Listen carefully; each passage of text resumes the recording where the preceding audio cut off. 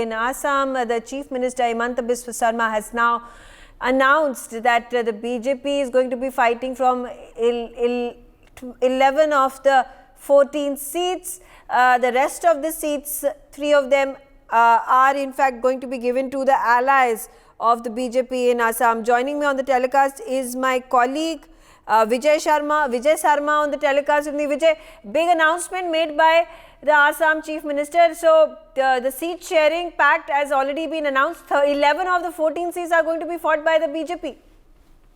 निश्चित तौर पर देखिए, असम में 14 लोकसभा सीटें हैं, जिसमें 2 लोकसभा सीटों को जो अलायंस जो पार्टी है यूपीपीएल और एजीपी उनको छोड़ा गया है। और मैं सीटों अगर लोकसभा सीट की बताऊं तो धुबरी और बरपेटा, माफ कीजिएगा, बरपेटा और कोकराझार यूपीपीएल की सरकार है, और दूसरी तरफ मैं कह दूं बरपेटा को एजीपी के लिए छोड़ा गया है। और संभावित जो तालिका है वो हमारे एक्सक्लूसिव हमारे हाथों में पड़ा है, और मैं संभावित जो तालिका है 14 में से 11 का जो तालिका है संभावित जो तालिका मैं आपको बता रहा था एक्सक्लूसिवली भी हमारे हाथ में ही हमारे चैनल के हाथ में ही पड़ा। मैं बता दूं डिब्रूगढ़ में सर्बानंद सोनोवाल जो पहले पूर्व मुख्यमंत्री रहे हैं असम में और अभी मोदी सरकार के कैबिनेट मंत्री हैं, जहाज मंत्री हैं। और दूसरी तरफ काजीरंगा जो विस्तार जो किया गया था असम में लोकसभा और विधानसभा सीटों का जो विस्तरण हुआ था उसमें काजीरंगा को नए तौर पे शामिल किया गया था। पहले कोलियाबर था लोकसभा समय, अब काजीरंगा में तब्दील कर दिया गया। वहां के जो इस बार जो वहां पे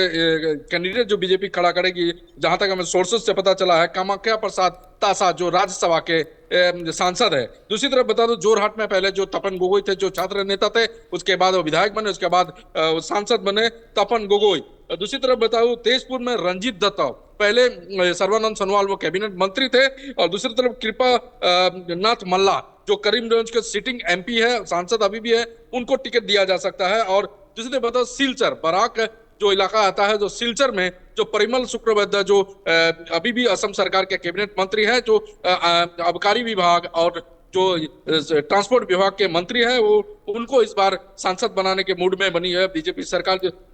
और दूसरी तरफ बता नौगांव में सुरेश बोरा, और नौगांव की अगर बात बता दो तो नौगांव में अभी कांग्रेस के दखल में जो प्रद्युत बरदले जो वहां के सांसद थे, अब उन्हें वहां पे बीजेपी अपनी तरफ से सुरेश बोरा को खड़ा करेगी। और तरफ लखीमपुर जो सिटिंग सांसद हैं अभी भी प्रधान बरुआ, उनको भी वहां से फिर से चुनाव लड़वाया जाएगा। और दूसरी तरफ दीपू में अमर सिंह तीसो। तो ये 14 जो लोकसभा सीटें हैं जिसमें 11 संभावित जो सांसदों जो उम्मीदवार हैं, सांसद बनने वाले जो उम्मीदवार हैं, उनकी ये लिस्ट एकमात्र आईटीवी नेटवर्क आपके अपने दर्शकों को बता रहा है। और ये संभावित जो लिस्ट है वो एक तरह से कहीं ना कहीं मोहर लग सकती है, क्योंकि लोकसभा चुनाव है सामने, जिसको देख के सारी पार्टियां जो है पूरी तरह से तैयार है। और बिल्कुल, thank you Vijay for giving us those details. Coming in information from Assam, the seat sharing pact has already been finalised between the NDA members.